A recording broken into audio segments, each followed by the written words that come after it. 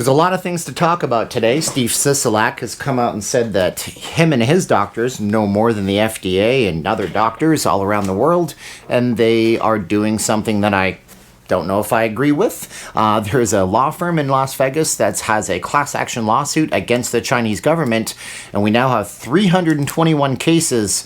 My name's Steve, and I am not leaving Las Vegas. This is a Vegas YouTube channel. We're going to talk about things that are important as they pop up, and trust me, once this is finished, we're going to go back to doing cool documentaries on the casinos, busting through the resort fees and all these different scams in Las Vegas, and giving you tips and tricks for if you want to move here and live here.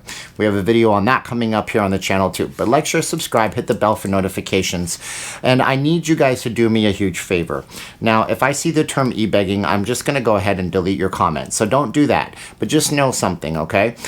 Small people that do these videos, and I'm going to talk about a few things, we're going to be suppressed in certain cases. If we're not, Philip DeFranco, or if we're not CNN or MSNBC, we're not huge. YouTube doesn't favor us, and I can't talk about the CV thing. That's why I use the term CV, without being punished in terms of how I get promoted. So help me promote this video by liking, sharing, subscribing, hitting the bell for notifications, and dropping a comment below. Share it anywhere, Twitter, Facebook, YouTube. If you know anybody, this is a bad thing, and if this is a trend that states start to do, it's going to hurt people's ability to possibly get through a terrible time in their life or their loved ones.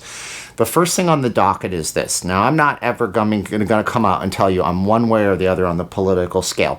I'm actually quite centered. I think the person with the best ideas should be hired. So that's where I'm at. But Steve Sisolak came out last night and banned the use of two things that look quite promising for people that possibly are on the last legs of their CV journey where they may not make it. He came out and he banned the use of chloroquine and hydroxychloroquine. He did something else that I agree with. So again, I'm not vilifying all of his actions, but he said that those drugs are not proven, they shouldn't be used, and doctors are not allowed to prescribe them in the state of Nevada for that use. Now, it's complicated, and I'm going to try to explain it in terms that maybe make it sound less complicated, but it's going to be complicated. These drugs have been used in China, Australia, and France. There's a lot of people who are proponents for them, and then there's a lot more people who want to be more cautious, and they want to have more government regulation, and they want to have full-scale trials, which take months, if not years, to do. The current administration signed a law called the Right to Try Act, which means that before all this even happened, this was 2 years ago, almost a year and a half ago, if somebody was in the throes of something terrible and their family wanted to try to save them, it's like a Hail Mary pass when your team is down and you know you have one last play. You're going to throw a long bomb on the football field. You may make it, you may not, but what do you have to lose? That's the idea. So the Right to Try Act, and so they've taken a drug made from malaria, hydroxychloroquine and chloroquine, and they've started using it on patients who have the CV.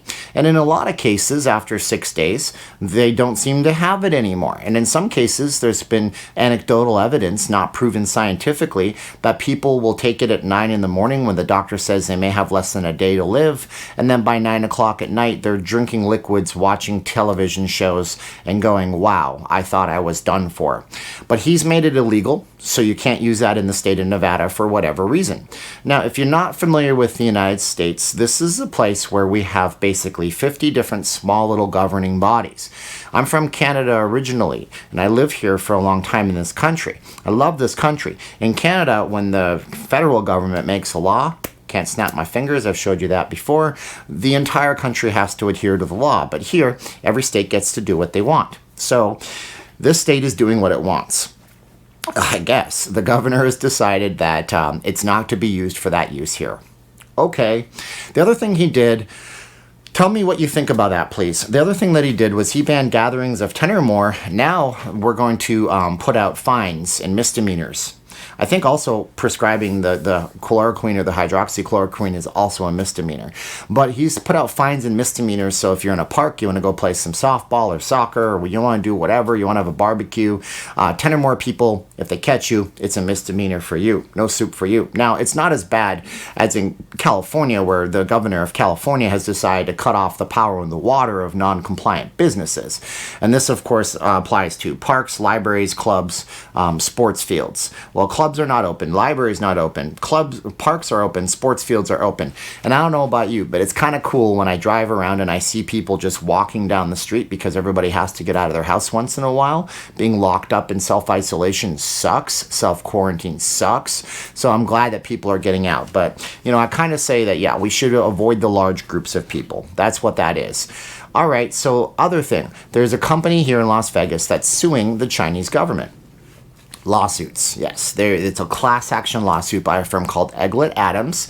And Egglet Adams is actually advertised in the magazine that I work with.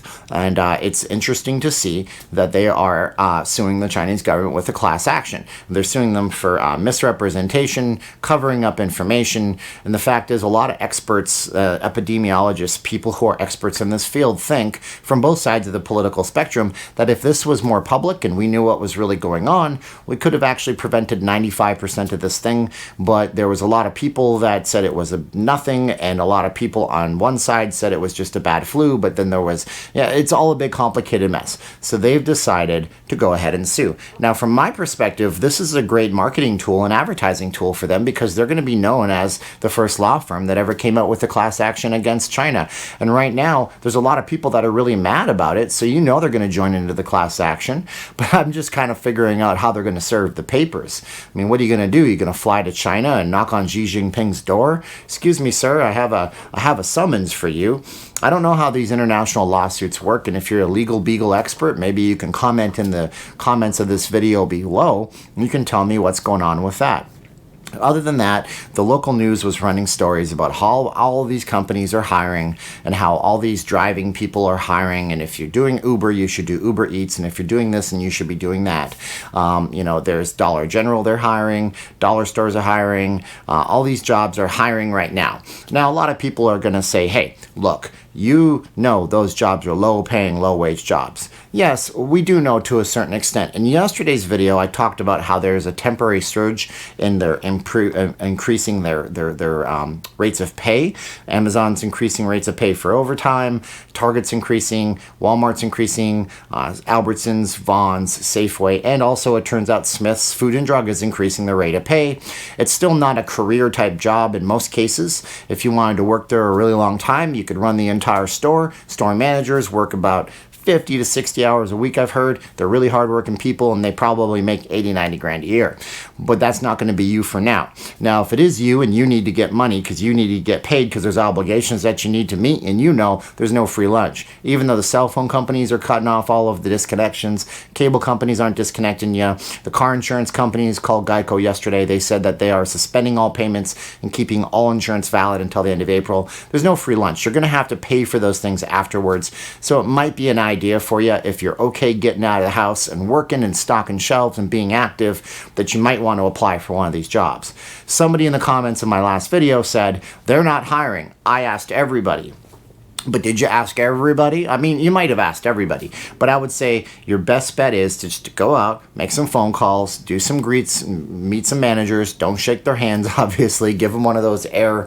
We don't even do fist bumps. We do the air shoulder bump or elbow bump, and see if they're hiring if you need a job. There are opportunities in every down market to work and to do something. You got to just be motivated enough to do it. And I know that's really, really tough right now. I want to make a video about how crazy my brain is being quarantined and not being able to really go anywhere without fearing that I'm going to get something terrible.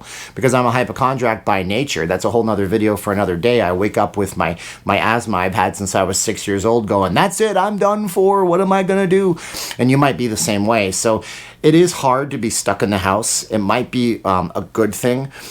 There's a guy on YouTube, Jordan Peterson. I might have just alienated all of you, but when you just watch his old stuff from when he was just a professor in Canada, he says when people would come to him and they were feeling like depression and down in the blue, the thing he would say was, go get a part-time job. It might not be the job that you want, but you're going to feel motivated doing something towards a bigger goal. So get out of the house if you can. If that means you take one of these small jobs and you make a few few bucks on the side.